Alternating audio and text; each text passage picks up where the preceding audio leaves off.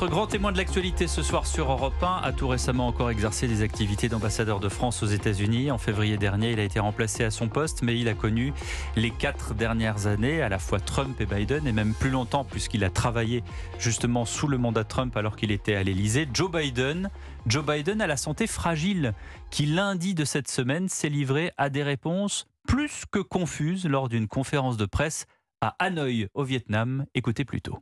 Vous savez, il y a un film sur John Wayne.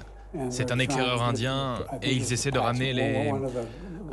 je pense que c'était les Apaches, une des grandes tribus d'Amérique dans la réserve. L'Indien regarde John Wayne, désigne le soldat de l'Union et dit « C'est un soldat poney menteur à tête de chien ». Eh bien, il y a beaucoup de soldats poney menteurs à tête de chien sur le réchauffement climatique. Question simple, quand on entend cela dans la bouche d'un président des États-Unis, question, la santé d'un seul homme peut-elle mettre à terre la première puissance du monde? Grand témoin de l'actualité ce soir sur Europe 1, Philippe Etienne. Monsieur l'ambassadeur, bonsoir. Bonsoir. Je le disais, vous étiez en poste en même temps, vous avez connu Trump et Biden, vous avez vu l'arrivée de Joe Biden, vous avez vu l'évolution de son état de santé.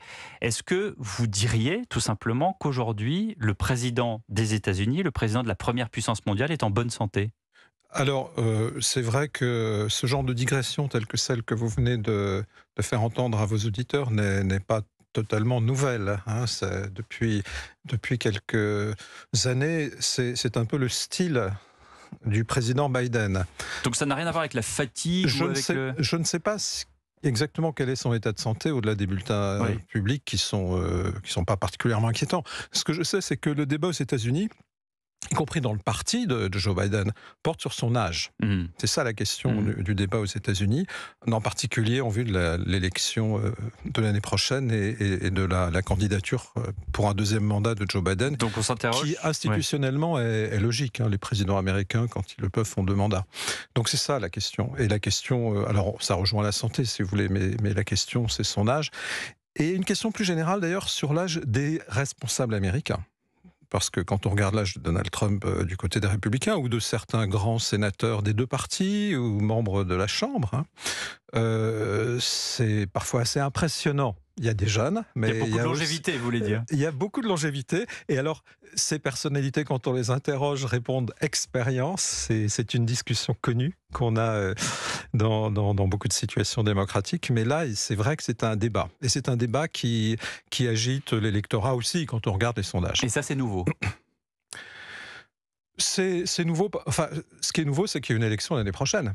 C'est ça le sujet. Il y a des élections tous les 4 ans, mais est-ce que c'est nouveau dans l'opinion de se dire, tiens, on a des représentants qui sont quand même assez âgés? Il y a eu un précédent, mais plus ponctuel, c'est avec Ronald Reagan.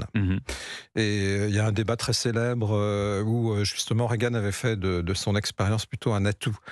Donc, c'est pas totalement nouveau, mais aujourd'hui, globalement, si on regarde l'ensemble de la scène politique américaine, oui, c'est un phénomène relativement actuel. Mais alors, quelles sont pour bien comprendre les responsabilités d'un président américain actuel et quel lien d'ailleurs l'ambassadeur de France aux États-Unis a avec lui? Quelle est l'interaction que vous avez avec lui?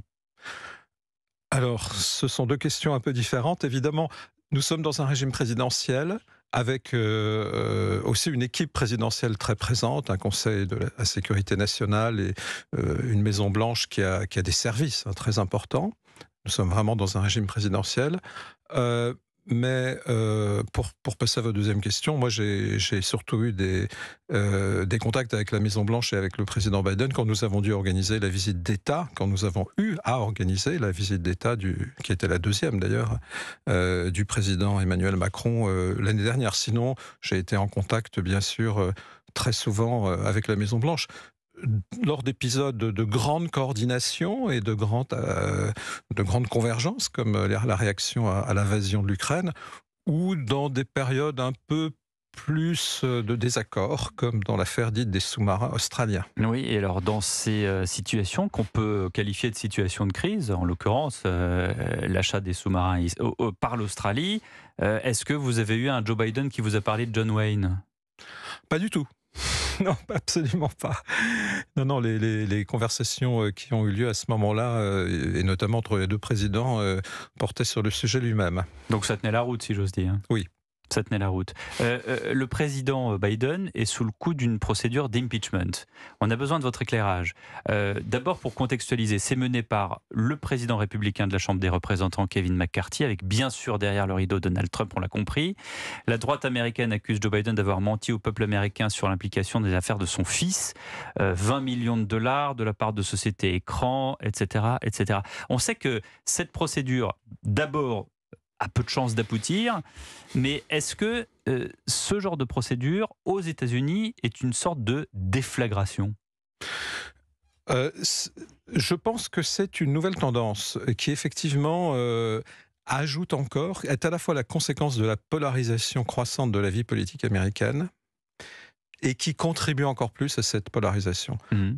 Ces procédures de mise en accusation, impeachment, était très exceptionnel dans la politique américaine. Voilà. Il y en a eu, il y a eu Nixon, il y a eu Clinton, mais là, avec celle-ci, succédant à 2 procédures contre Donald Trump, 2 fois, évidemment, on voit, je dirais, un risque de banalisation. Alors, ceci étant, la procédure annoncée par le leader de la Chambre des représentants, et donc le chef des Républicains, qui ont une très courte majorité de 5 sièges simplement à la Chambre des représentants, s'inscrit dans un contexte très particulier. D'abord, entre les 2 partis avec l'élection, et donc et aussi les procès, de nombreux procès instruits contre Donald Trump.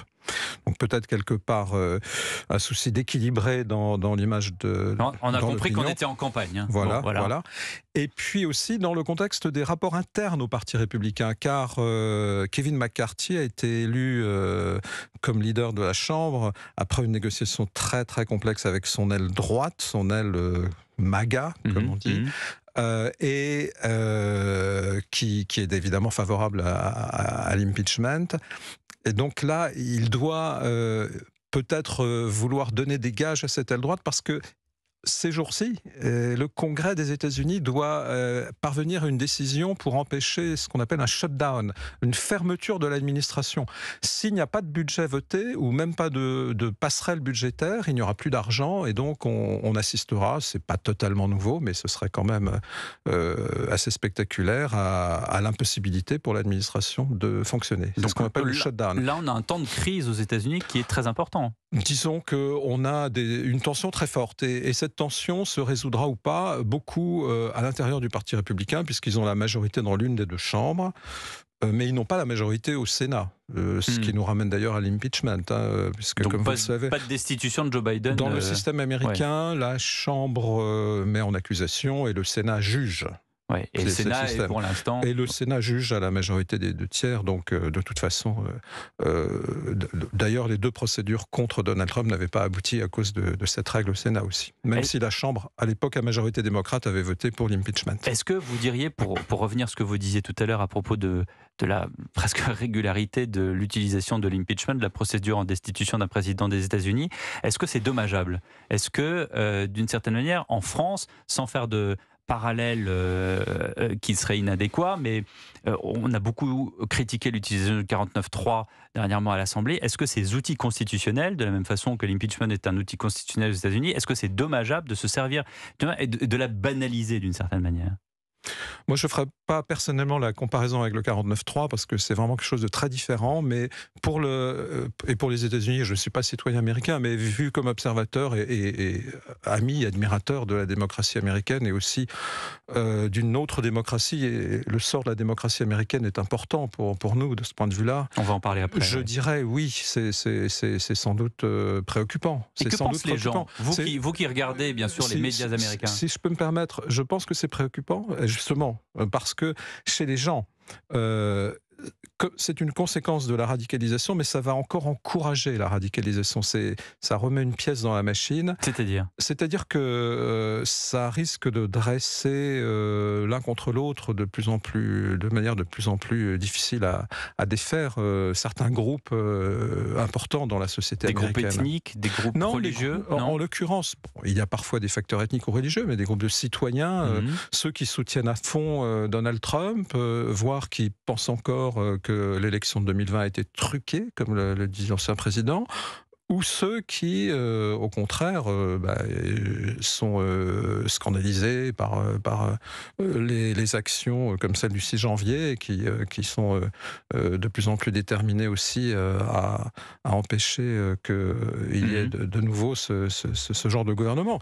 Donc oui, ce genre de mesures, quels que soient les motifs. Là, vous savez que le motif de l'impeachment annoncé contre Joe Biden, c'est les affaires économiques de son fils Hunter Biden. Mais il y a des affaires, la justice regarde certaines des activités du fils du président. Il faut remarquer d'ailleurs que le ministère de la Justice américain n'a pas du tout empêché ces enquêtes. Elles visent plus des faits pour l'instant en tout cas, plus mineurs, plus banals. Comme il y a eu des affaires sous Trump avec justement les enfants de Donald Trump. Donc, oui, enfin là, les enfants de Donald Trump, c'était beaucoup lié à son trust, à l'entreprise de Donald Trump, qui elle-même fait l'objet d'une procédure, d'une de ses nombreuses procédures judiciaire autour de l'ancien président à New York.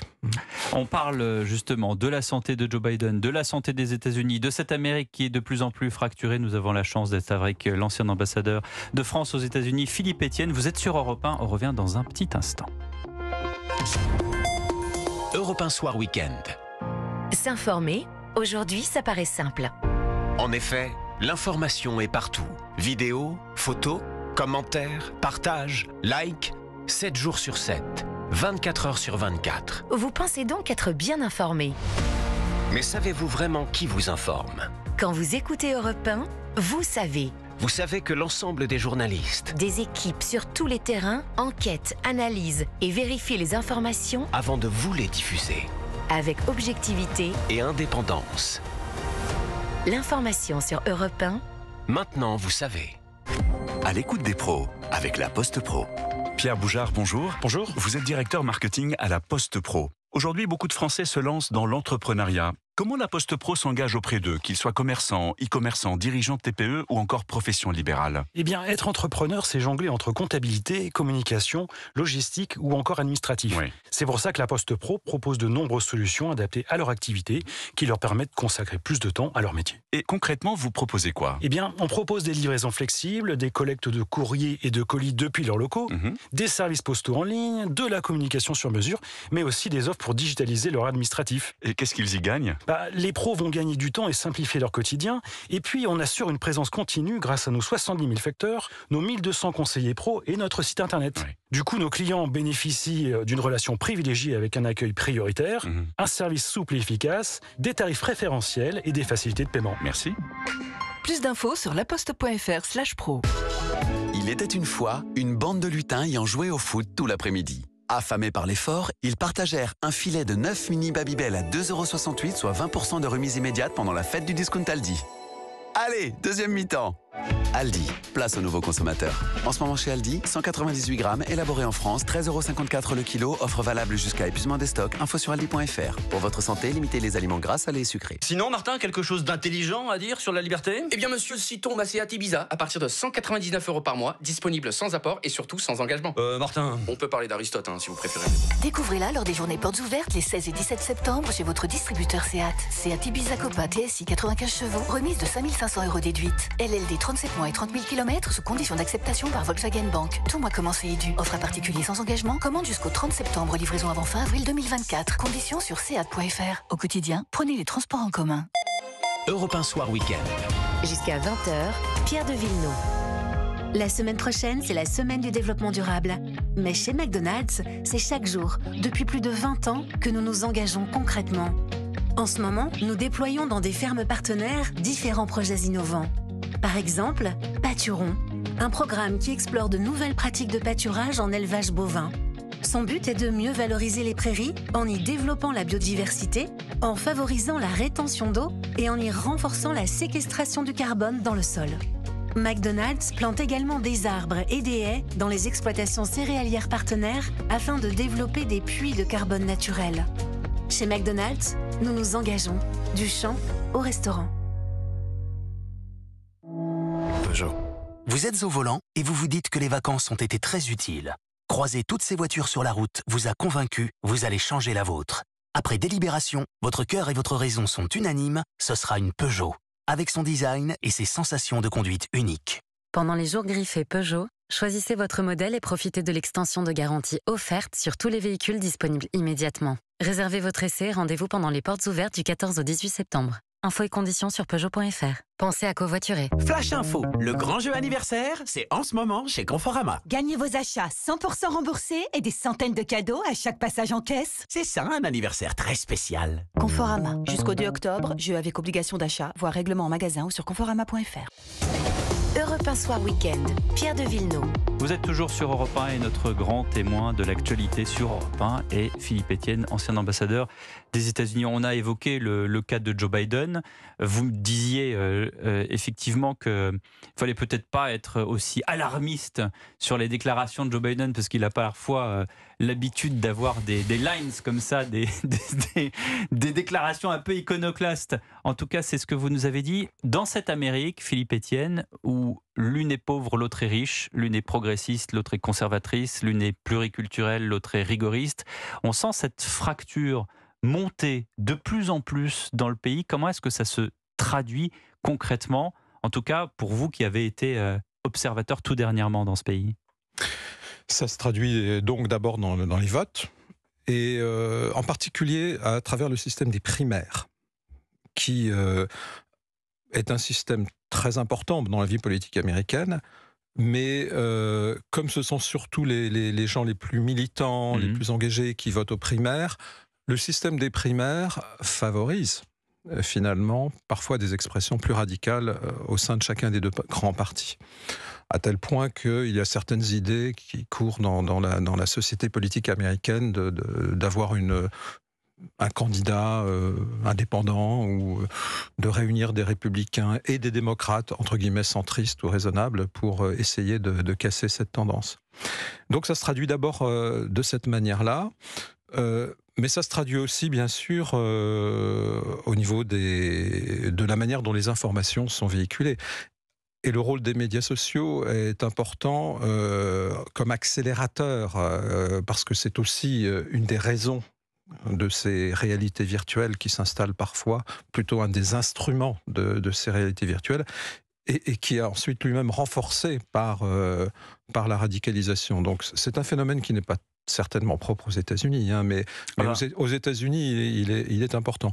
Voilà. Après, pour finir, cette radicalisation, elle va se traduire dans un certain nombre de débats, des débats qui sont aussi des débats de société, par exemple les armes à feu. Hein, ça, c'est un débat sans fin. Qui est à la fois un débat sans fin et aussi un débat qui prend des allures encore plus extrême, avec le développement des ventes d'armes à feu, donc aussi la multiplication des incidents et qui coûtent beaucoup de vies. Donc c'est quand même un développement. Mais l'Amérique s'est habituée à ça d'une certaine manière. Il y a une sorte d'inertie à ce propos.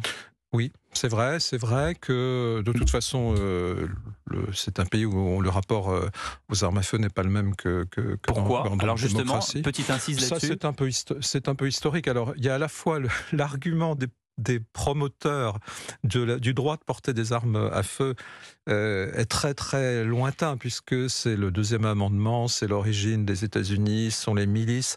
Bon, c'est un argument qui est un peu tiré par les cheveux quand on sollicite beaucoup le texte qui a été rédigé dans un contexte historique complètement différent. Ça les arrange bien, quoi. Mais je pense qu'il y a eu aussi le Covid qui a créé beaucoup d'isolement, de tensions, d'inquiétudes, comme partout.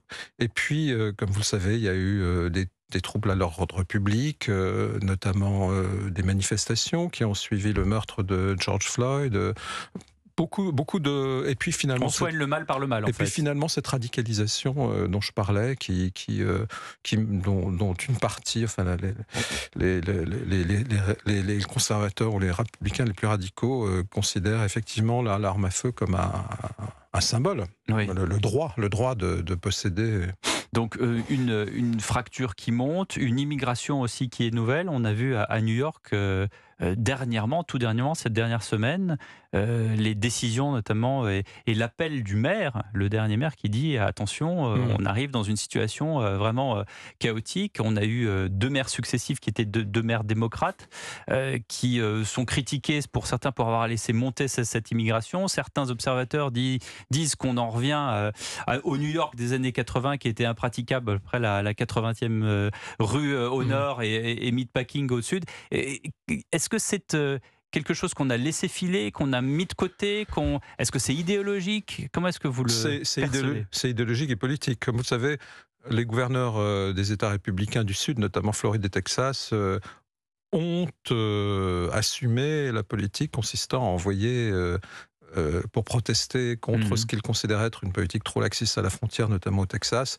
envoyer des demandeurs d'asile ou des immigrés clandestins vers les grandes villes du Nord qui sont toutes administrées par des maires démocrates.